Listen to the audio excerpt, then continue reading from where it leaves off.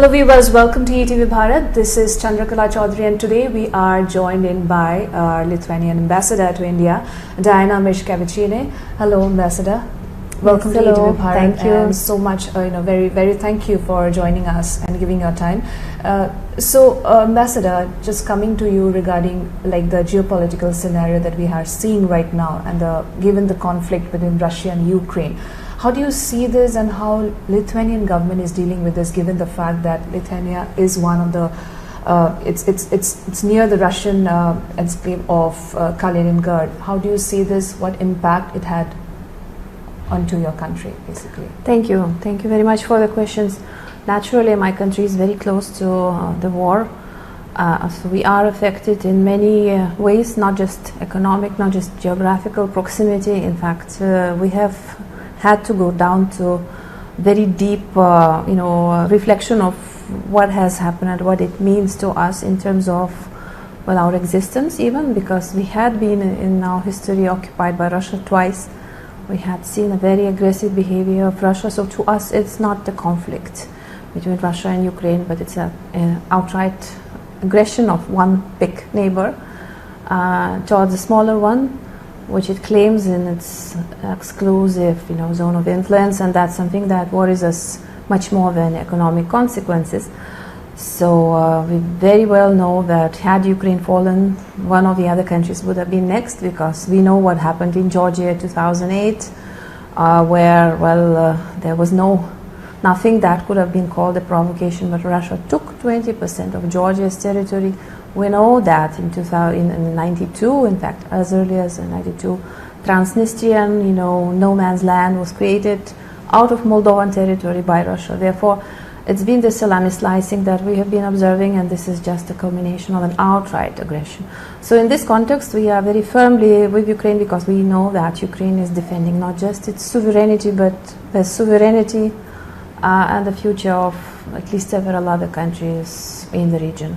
So to us, it's the war against the last empire on earth, which is somehow decided and has been emboldened enough to recreate itself in whether it's in the territory of Soviet Union, or if, as President Putin said in the rally to unify the Slavic-speaking lands, we as a non-Slavic-speaking land will come down to languages issues probably later. We are equally concerned, and for that, I think when your sovereignty is at stake, then there may be costly measures, but freedom and sovereignty is priceless in that respect. So, coming to your government, the Lithuanian government, how are you dealing with the situation on ground, given the sanctions imposed by Russia on Lithuania or maybe Latvia in that case? So I can only repeat that there are things that are expensive, but sometimes you need to pay more for that, but there are things which are priceless, like the freedom, like the future of children, and we see it down to that very existential moment. So we are ready to bear the brunt, but we have to be sure that Ukraine remains on the map, because that actually means that whole other countries will remain on the map of Europe and probably of the world, because I think what happens in another continent may have consequences on another side as well. How do you see India as a partner to Lithuania in the context of we have seen how India has been playing a role when it comes to this particular conflict, of course, in the UNSC or maybe in different international fora. Now India has taken over the G20 presidency. How do you see that? Well, to start with, we have excellent relations with India. We have been really working to improve those relations. I think the dynamics have been really good, even though much remains to be done. So as we speak, India is establishing and opening its embassy in Lithuania. We have issued visas to the first diplomats yesterday, who are today traveling to Lithuania. So we are entering an altogether new stage of our excellent relations. And India has, become a very important global player. It has to become. It's a long overdue process. I'm observer of India since almost 30 years, so I keep on, following India's growth, and I'm very happy about this. Something which is a long overdue process. And of course, I see that together with its, along with assuming a very important role. Responsibilities also grow, and we are happy to see India playing a positive role in all aspects of global affairs. Now that the G20 presidency is in India's hands, I mean, I have full admiration to the way the government has been, engaging in expanding G20 role, voice, but also in involving the voices of others who have felt they had not been, heard enough into the mainstream G20. So kudos and all the best wishes for India's priorities. Now, if you were asking about how we see India's role in the war against Ukraine, we have seen India playing a very positive role with Mr. Modi actually telling Mr. Putin, a very important sentence. This era is not the era of war. And later on in the last meeting of G20 foreign ministers in Delhi that took place in the very early March, it has in fact strongly defended the previously agreed position in Bali, not allowing the countries to go back on certain responsibilities and commitments G20 has taken. So we are evaluating it positively, and of course we look with optimism and hope to India to play even more, make next steps, because we don't see the war, in fact ending. I can't see Ukraine surrendering and this scenario being used as a means to end the war, because I think if Ukraine stops fighting, there won't be Ukraine, but if Putin stops fighting, there won't be war. Therefore, I think we need to concentrate our efforts in persuading the aggressor country to So do you think stop. the war is going to continue for another few years or something? Well, let's see. I don't want really to be, because it takes long time to deliberate on that, but I think the Russian side has lost it already, because the strategic goal was in fact to take Ukraine in a very short time, counting on popular support of Ukrainians, which hasn't happened. So of course the Russian hostilities may continue. They may have resources to still make it very costly, but my message is that it will be costly to everybody. It would be so much less costly to stop it now, and in fact to stop the party that started, not the party that's been defending itself. Coming to, of course, India's stand when it comes to the Ukraine conflict, India has been taking a very cautious or a neutral approach when we talk about the conflict, because given there are a few stakes related to the relationship or the diplomatic ties. So your comment on that? Well, it's definitely India's position, to do what the Indian government thinks is best. It's a long-standing position. I'm very much aware of it. As I said, I've been a follower of India's history and historical experiences, and we have full respect for the decisions that India has been taking. We also see a certain dynamics and evolution of that position, because at some point, we are facing hostilities, the aggression that is affecting everybody on this planet, literally.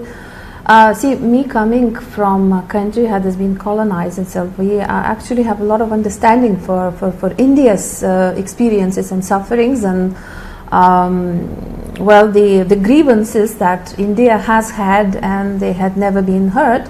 So I take this situation in full humility and understanding, but I think Eastern Europe, Central Europe, coming into the European realm, becoming members of European Union, have brought substantial changes in the landscape in Europe. So of course we want India also to hear that nuanced situation, diversity of views in Europe, where we have been colonized ourselves, just like India. We have not colonized anyone, but we are now really fighting the situation where we see a retrograde colonial state trying to reestablish itself. And I think it's just not 20th century, it's not the era, to rephrase your Prime Minister, for that type of neo-colonialism. Yeah. All right, so let's talk about China as a factor which has been, we know, we all are aware about China's challenge in the Indo-Pacific, or we have seen how China has been on the priority of every global discussion or any global meetings for that matter. And the fact that now, given the shift in the geopolitical scenario, we have seen Russia and China growing its ties even more stronger, and there has been a divide between West and Russia, China combined when it comes to the Ukraine conflict. What would be your take when it comes to your government or EU as a whole? Well, there has been very dramatic shifts in Europe at large, and in my country in particular, on views on China, because we've all believed at some point that China was growing and opening up, and it was becoming any other like any other major economy that was intertwined with our economies and contributing positively.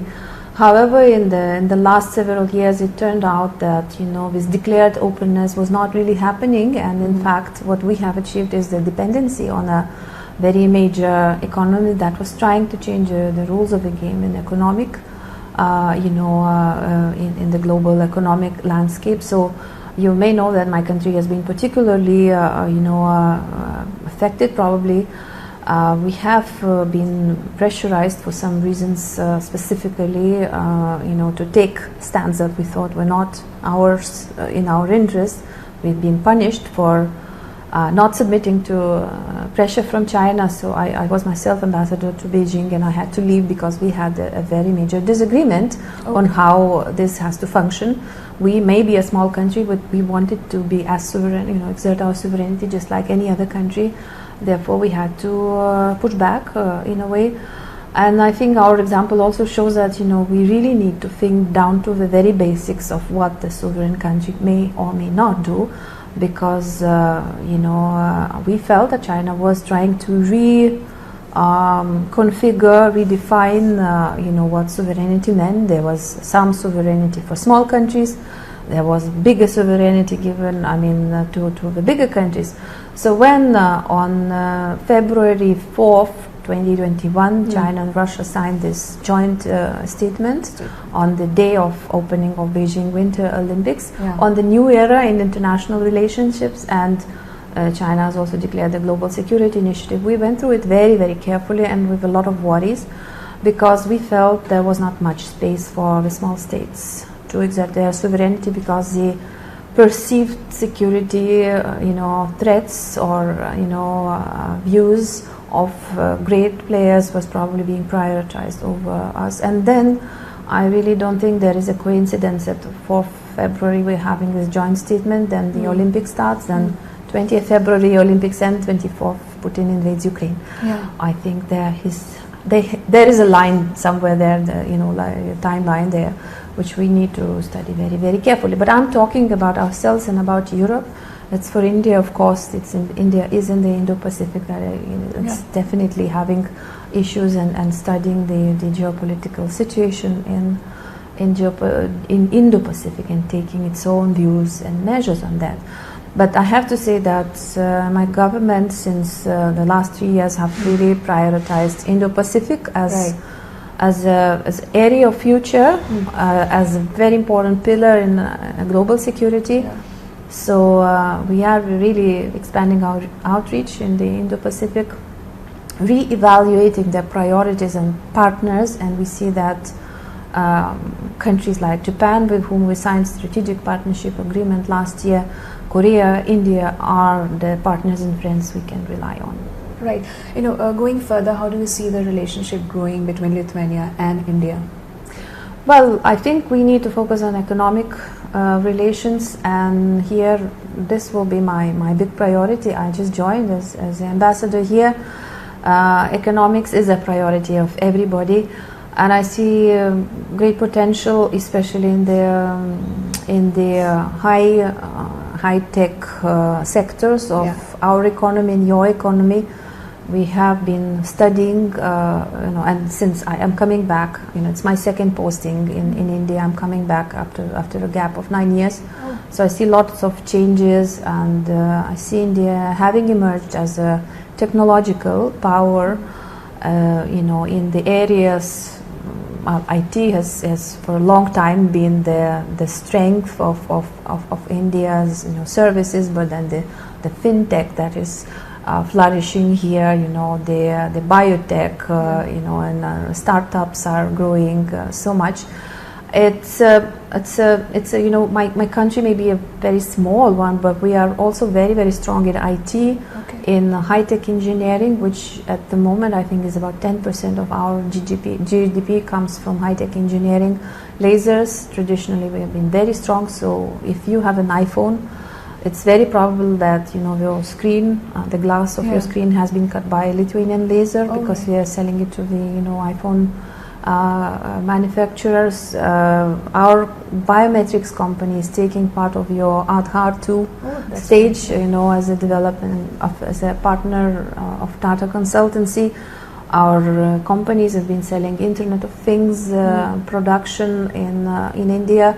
So whatever we do, and I'm very proud, we're good at certain sectors, but we are very small, and I think it matches beautifully with a large-scale economy like India, especially growing, having young talents, developing infrastructure at a very big scale, that whatever we do good in our small scale, we can scale it up beautifully in India. But also being part of the European Union, Schengen, NATO, we offer very good opportunity for Indian companies to come in through one single small window, but get into a huge market of all of the European Union. So we have recently started attracting the Indian pharma companies to come and set themselves up, because then their products will be automatically eligible for the whole big market. Well, India is big. Europe is even smaller, than India, but it's very easily reached. You can actually truck things that produce in Lithuania to Lisbon or Athens in a matter of 2-3 days. So I think we can definitely do, and we will be definitely doing a lot. Right. All right. So we talk about language now. Of course, we have come across that Lithuania and Sanskrit. That is a extraordinary combination of languages, and that's we see that language has been bridging gaps between different states or different countries. What came up? What was the idea all about that you came up with this particular initiative, and how do you see this flourishing when it comes to the language? Because you have been also a Sanskrit learner, if I'm not mistaken. Yes, I have learned Sanskrit, and generally I have to see that my generation of Lithuanians grew up with that knowledge of our language, for some unknown reasons being a very close sister language to Sanskrit. But it's not a fun fact, as we could say. It's a historical, it's a linguistic, scientific fact. So Lithuanian has been studied in in various departments around the world in the comparative linguistics, together with Sanskrit, ancient Latin, ancient Greek, as being the paradigmal languages of Indo-European linguistic development, and we are finding ourselves in this close by graph with Sanskrit. So we wanted to explore this relationship. It's a very under researched theme. So what we started with a small dictionary which has been published by our embassy several years ago, but it's a meticulously researched thing which has a number of identical words between Lithuanian and Sanskrit. It's been actually on purpose kept down to a minimum, because it contains 108 words. It's a sacred number, so it was a sort of a number for the good beginning. To start a much bigger research, we can easily develop it up to 1008 words and even more. The fact is that this relationship is not just words. Words travel easily. Words can be borrowed, and for some reason, somebody may have learned a certain number of words and brought them to another country. But as I studied Sanskrit myself, and Lithuanian is my native mother tongue, I found, and everybody who faces it discovers it to great surprise, that the structure of languages is similar. So you have that same very difficult, system of declination of nouns, conjugation of verbs, which is very, very difficult for kids to learn. I don't know if you have studied Sanskrit, but many of my Indian friends have complained that it's extremely difficult. It is, So it's as difficult as learning Lithuanian language, where you have to memorize how the noun changes, the 7 declinations, and the verbal conjugations are strikingly similar. So if you see, even those, in the very end, the scholar who was doing this dictionary put several sentences. Among the sentences are 2 very famous sentences in India, which is kas tvam asi, and the answer to it is tat tvam asi. So it's a philosophical concept about the unity. It means what, who, what is this? What you see around. What are you? And then the answer is that I'm like the whole universe, right? And in Lithuanian language, it sounds almost identical. Kas tu esi is kas tvam asi. Tat tvam asi is tat tu esi. So it's almost same. So who actually found this similarity? I mean, of course, it's so we have to research, but my purpose would be to put together a group of scholars from Lithuania who know Sanskrit and from India who know Sanskrit, and take interest and learn, the basics of Lithuanian language, so that they could, in fact, go through this, comparative linguistics and look into how, because I think that would give answer how our language is developed, why there is, the Sanskrit as a sacred language stayed untouched for almost. Thousands years. Yes. But also there is this quaint small language of 3 million speakers. We have 4.5, including our diaspora around the world, but 3 million in Lithuania, far in the north, where we speak a very similar language. Also, there are other ideas about researching the commonalities of our ancient cultures, because our pre-Christian culture is very similar to Vedic. The rituals, the names of gods are quite similar. And then also there are those guesses, even in India. Bal Gangadhar Tilak wrote about the Nordic, motherland of Aryans. So there are many things that need to be researched. There are many questions that need to be answered, and I think it would be very nice to work together. But us being so small, probably this is not a very well-known thing, and as an outreach to the broader public, we came up with this project of a wall, which we unveiled 2 days ago at the Harkur Butler School in Mandirmarg. To give an idea to a passerby, to anyone who walks the street or drives the street, to the kids who study in that school, just to pause and go through, 10 identical words in Sanskrit and Lithuanian depicted on the wall, at the backdrop of very traditional Lithuanian patterns like window frames that you can find in our villages, and some traditional patterns, so that we could, bring this message that, आप हम आपके दोस्त है north में our message of friendship, as I was saying, हमारी दोस्ती का निशान आपके लिए, भारत के लिए. And to ask this question, how come, why the world is so connected, why the world is one family, right? There's beautiful logo of G20, the Vasudhaiva Kutumbakam, talks about these common roots of realms that may look very remote and very unconnected. So that's the idea. Amazing, So it's very interesting to know that. And of course, the fact that you are here, like you have said, you are here after 9 years, you're coming to India and assuming charge as ambassador to India. Now what would be your policies, given you have seen India's foreign policy? How do you want to contribute, or maybe what would be your policies when it comes to certain global issues or globally, basically? Well, I have already said that the priority should be more contacts and more, especially economic relations. Cultural similarities or contacts, historical contacts, definitely need to be researched also, because plus, one thing, they give us, visibility and that broader understanding of our connectedness, you could say.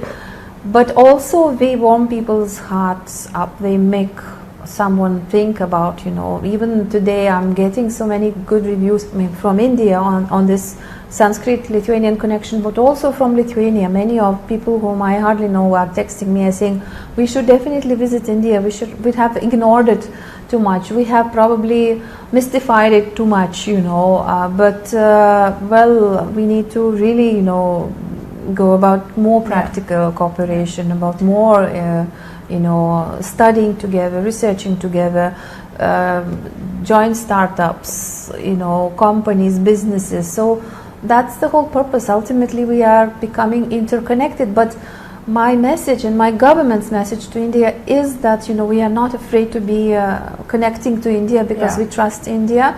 We know it's a reliable partner that can only play a positive role, and that's how we see our future. So we are strategically pivoting to India, to Indo-Pacific.